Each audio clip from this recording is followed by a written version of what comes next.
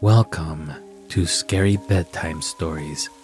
I'm your host Jose, and I will be your guide, your Morpheus into the world of dreams. The goal of this podcast is to help you fall asleep by relaxing you, taking your restless mind off your problems, and help you get the rest that you deserve while I read to you a horror classic. I promise it won't be too scary. We're going to tune out the outside world. That's the gentle rain and music you hear in the background. Hopefully that'll be enough to drown out your neighbor's barking dog or the jerk in the pickup that always seems to gun it right in front of your house. Put this podcast on repeat or make a playlist of several episodes while we wait for the Sandman to rub some sleep into your eyes and take you into the world of dreams. If you want to hear a different side of me, check out my other podcast, Technically a Conversation, a podcast I do with my lovely co-hosts, Isela and Elena. We love to cover strange and weird topics and make you laugh in the process. A link will be in the show notes, or go to technicallyaconversation.com. With all that out of the way, let's get started. Make yourself comfortable in your bed. Flip that pillow around to the cool side and relax your breathing. Smear some Vicks Vapor Rub under your nose if you need to, and focus on how soft and cool your sheets are and how amazing they smell. Today, I'll be reading the fourth and final part of the story of William Wilson by Edgar Allan Poe. In case you don't remember, Edgar Allan Poe gives us a helpful little recap. As I ended the last part of my story, I was speaking of that terrible evening when I played cards with a young gentleman called Glendinning. We were in the room of one of my friends at Oxford University. I had just realized that the young man, weak of mind and weakened by wine, had allowed me to win from him everything he owned. I was still trying to decide what I should do when, as I said, the wide, heavy doors of the room were suddenly opened. Every light in the room went out, but I had seen that a stranger had entered. He was about my height, and he was wearing a very fine, long coat. The darkness, however, was now complete, and we could only feel that he was standing among us. Then we heard him speak in a soft, low, and never to be forgotten voice, which I felt deep in my heart. He said, "Gentlemen, I am here only to do my duty. You cannot know the true character of the man who has tonight taken a large amount of money from Mr. Glendinning. Please have him take off his coat and then look in it very carefully." While he was speaking, there was not another sound in the room. As he ended, he was gone. Shall I tell what I felt? Need I say that I was afraid, that I felt the sick fear of those who are judged forever wrong? Many hands held me. Lights were brought. My friends looked at my coat. In it, they found all the high cards, the valuable cards needed to win in the game we had been playing. Secretly using these cards, I could have taken the money of anyone who played the game with me. Mr. Preston, in whose room we were, then said, "Mr. Wilson, this is yours."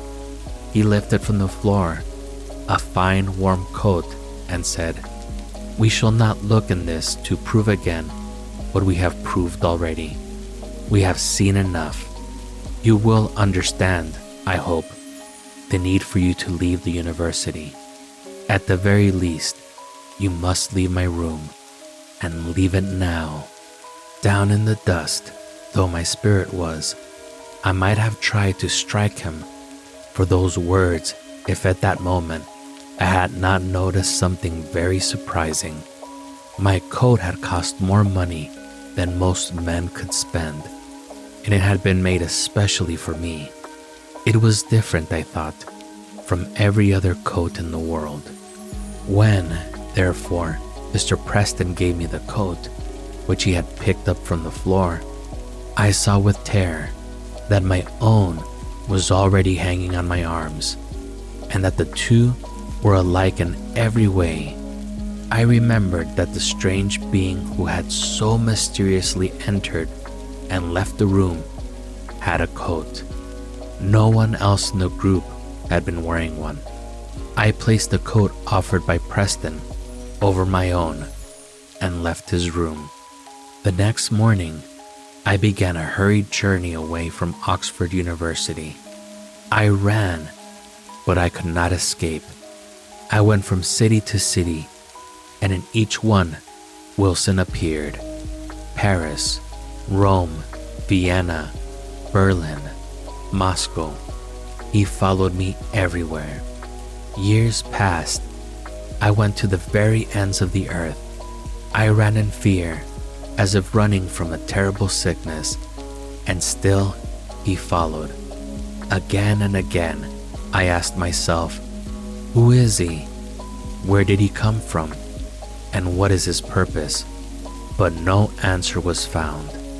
And then I looked with the greatest care at the methods of his watch over me. I learned little. It was noticeable indeed that when he appeared now, it was only to stop me in those actions from which evil might result. But what right did he have to try to control me? I also noticed that although he always wore clothes the same as mine, he no longer let me see his face. Did he think I would not know him? He destroyed my honor at Oxford and stopped me in my plans for getting a high position in Rome, in my love in Naples, in what he called my desire for too much money in Egypt. Did he think I could fail to see that he was the William Wilson of my schoolboy days, the hated and feared William Wilson? But let me hurry to the last scene in my story. Until now, I had not tried to strike back. He was honorable and wise. He could be everywhere, and he knew everything. I felt such wonder and fear for him that I believed myself to be weak and helpless. Though it made me angry, I had done as he desired. But now, I wanted more and more to escape his control. As I began to grow stronger, it seemed to me that he began to grow weaker. I felt a burning hope. In my deepest thoughts, I decided that I was going to be free. It was at Rome during the Carnival of 1835 that I went to a dance in the great house of the Duke di Broglio. I had been drinking more wine than is usual, and the rooms seemed very crowded and hot. I became angry as I pushed through the people. I was looking, let me not say why, I was looking for the young, the laughing, the beautiful wife of old Di Broglio. Suddenly, I saw her, but as I was trying to get through the crowd to join her, I felt a hand placed upon my shoulder and that ever-remembered quiet voice within my ear. In a wild anger, I took him in a strong hold. Wilson was dressed, as I had expected, like myself, in a rich coat of blue. Around his body was a band of red cloth from which he hung a long sharp sword. A mask of black cloth completely covered his face. "You again," I cried, my anger growing hotter with each word. "Always you again. You shall not hunt me like this until I die. Come with me now, or I will kill you where you stand."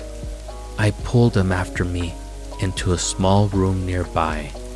I threw him against the wall and closed the door. I commanded him to take his sword in his hand. After a moment, he took it and stood waiting, ready to fight. The fight was short indeed.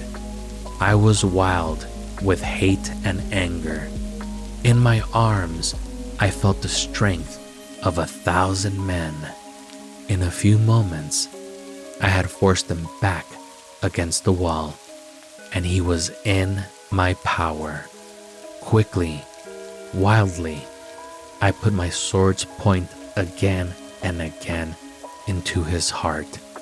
At that moment, I heard that someone was trying to open the door. I hurried to close it firmly and then turned back to my dying enemy. But what human words can tell the surprise, the horror which filled me at the scene I then saw. The moment in which I had turned to close the door had been long enough, it seemed, for a great change to come at the far end of the room. A large mirror, a looking glass, or so it seemed to me, now stood where it had not been before. As I walked towards it in terror, I saw my own form, all spotted with blood, its face white, advancing to meet me with a weak and uncertain step. So it appeared, I say, but was not. It was my enemy. It was Wilson, who then stood before me in the plains of death. His mask and coat lay upon the floor. In his dress and in his face there was nothing which was not my own. It was Wilson, but now it was my own voice I heard as he said, "I have lost, yet from now on you are also dead. Dead to the world, dead to heaven, dead to hope.